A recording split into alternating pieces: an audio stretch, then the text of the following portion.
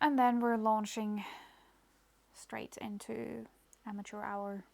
So finally, after a couple of years of waiting, everyone knows what Blood and Cheese is, after all the talk.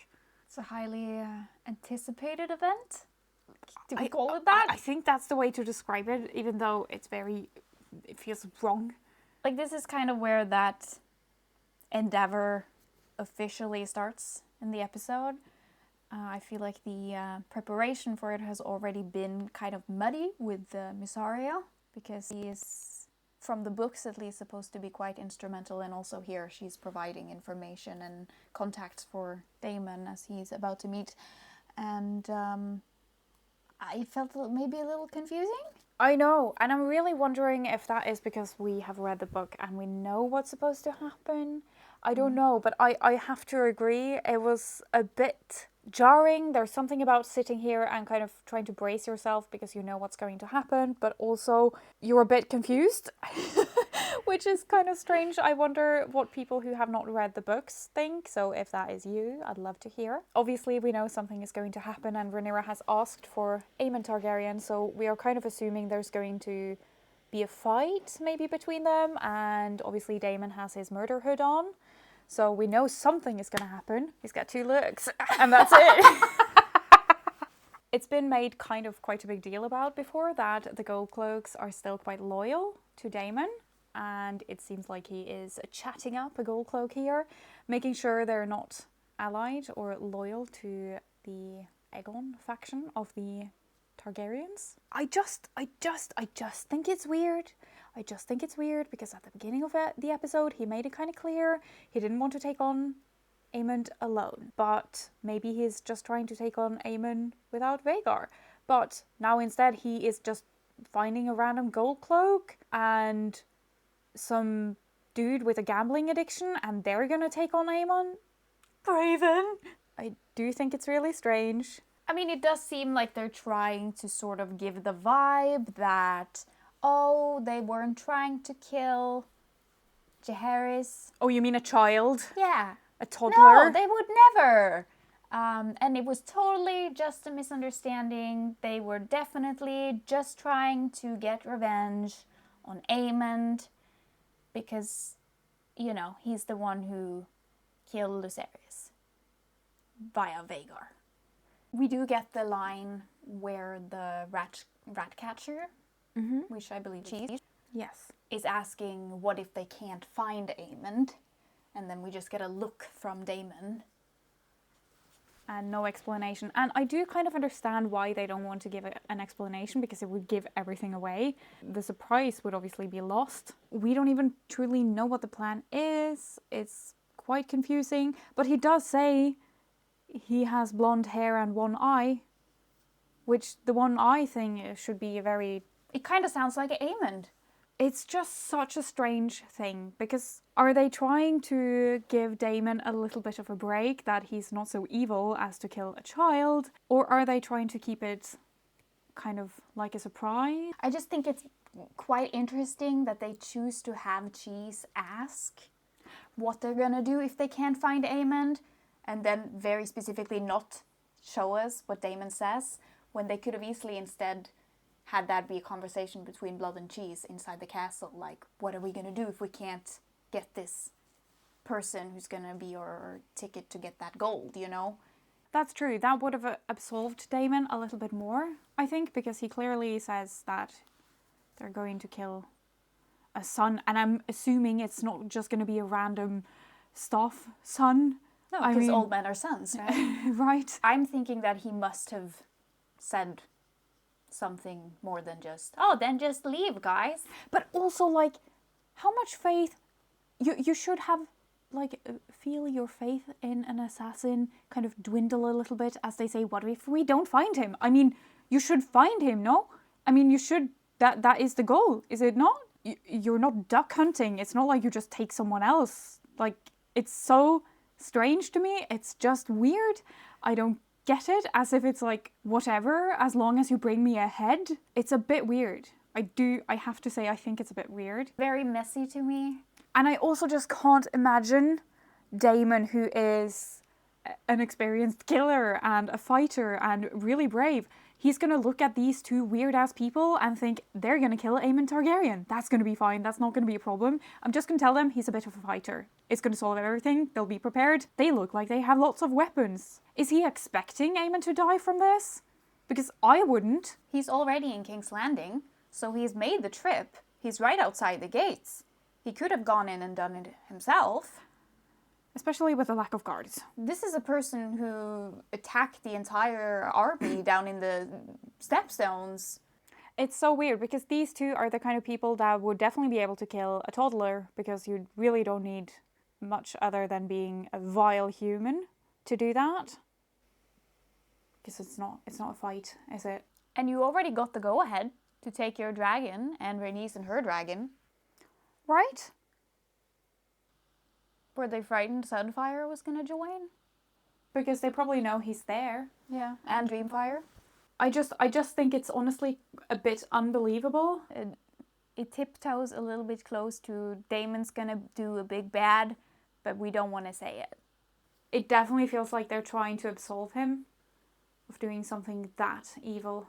Whoopsie, it was an accident. And let's talk about that, huh?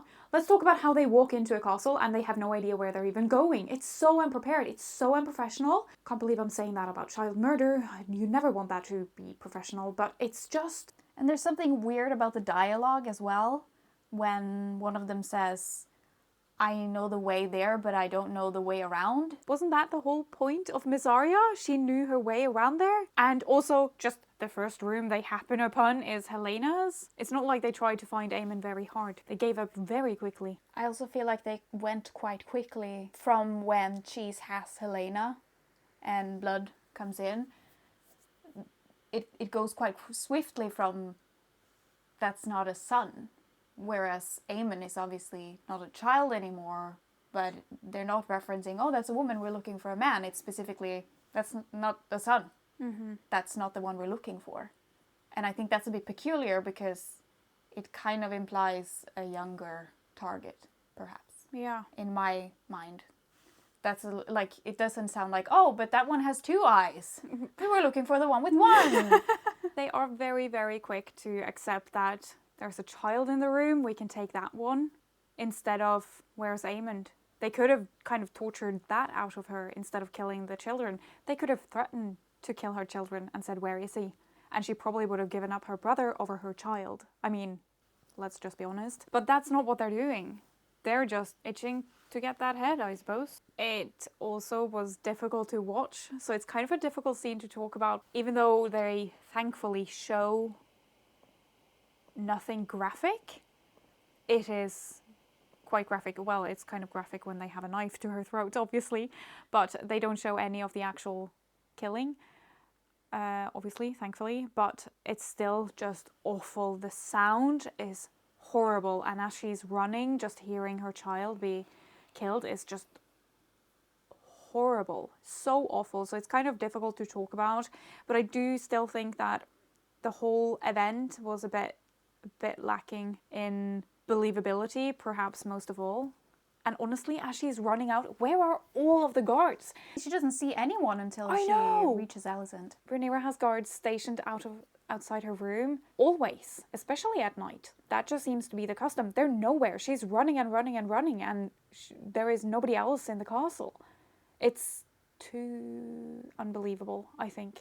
I would feel so much better if it was something that was planned and they knew the way, so they knew which room and they could go in and pose as rat catchers, both of them obviously, under that guise and get to the right room. But instead they're just roaming around, and it's just kind of, they accidentally happen upon the room they kind of were supposed to be in. It's something in the conversation about, oh, but I'm not supposed to go upstairs. And then what were you planning on doing? It feels a little bit like this was not a story that they wanted to tell. I think you nailed it. I think so. We're a little bit too afraid to show that certain characters are awful instead of just doing it. But I just don't think it looks that great on Daemon either, because there is still like a little bit of logical fallacy in the actions he's having. He was so keen on going with his dragon and taking on Aemon, and when he gets the go-ahead, he is just a craven instead. Goes with a completely different plan, suddenly. And I mean, I get that these assassins are not exactly supposed to be the cream of the crop, humanity-wise, but is it truly that easy to just decide that instead of trying to take on a trained killer, you're just gonna slaughter a child in its bed instead? They get to that point incredibly quickly. That is like, there is no moral quandary there. And again, did even they think they could take on Aemond? I'm very, very curious what they're gonna do in the next episode. How is Daemon's reaction gonna be if we get to see it? Do they get paid the full amount for this? Asking the important questions. I don't know how much they want to absolve him, because it would shock me if they show us a scene where he pays them and it's like, yes, this head will do. I mean, he wanted the head to make sure it was the right person.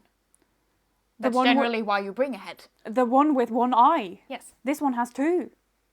And also, it's a toddler. Because even if they took Helena, that would have made more sense to me. Because at least she has a huge dragon. And it would take out, what shall we say, a large portion of their dragon total. And also the queen.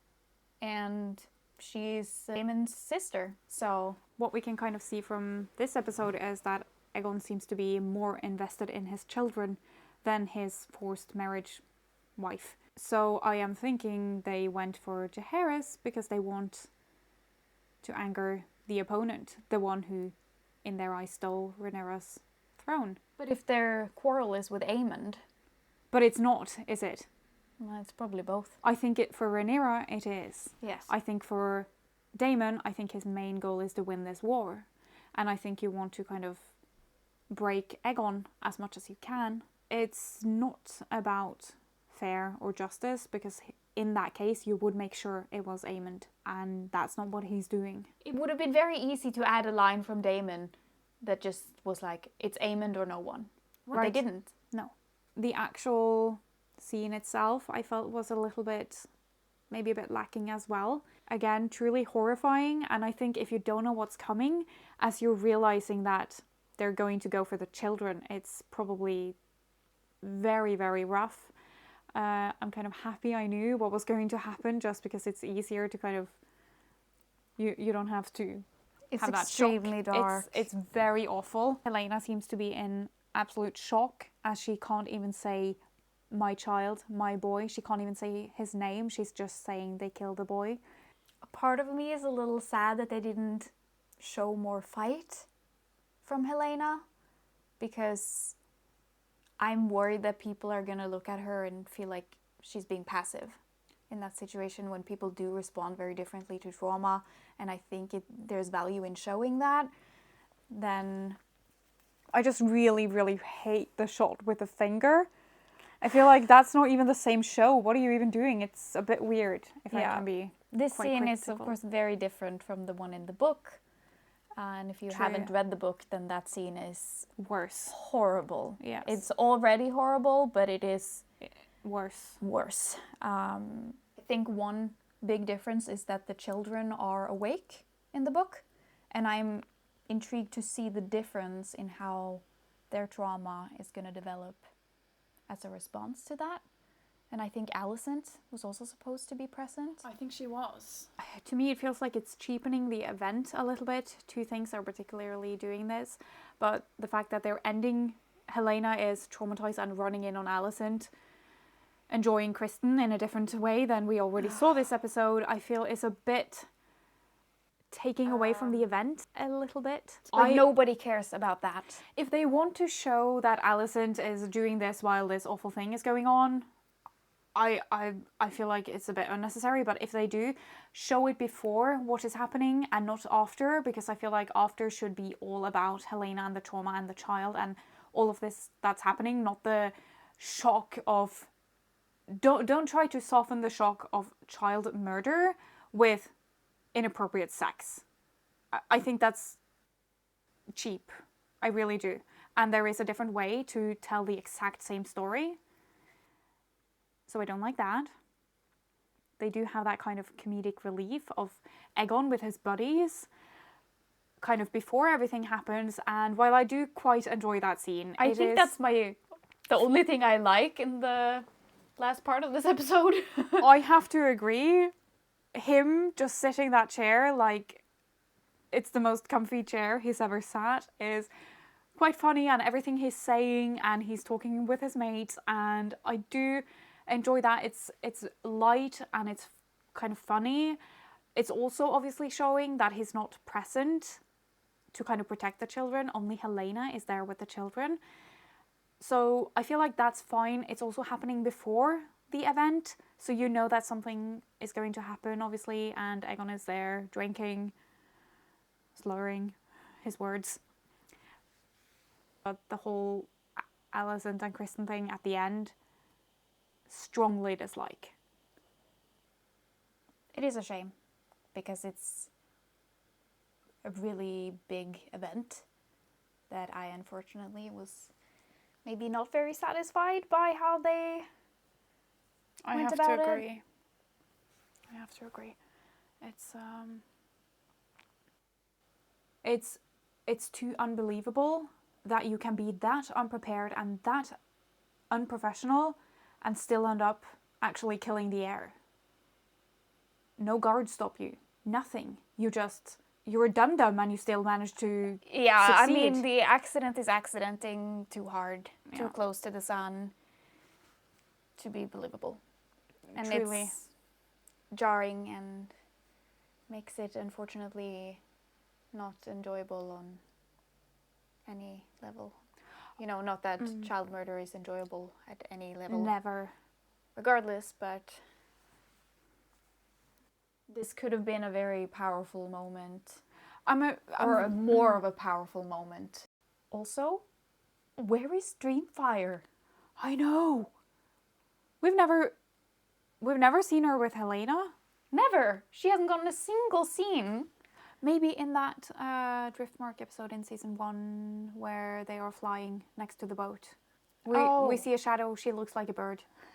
Oh, wow. I think that's her. You're right, yeah. Possibly, maybe. Magical scene. Yes. So, you know. It kind of bothers me. We do see Rhaenyra and Syrax a lot.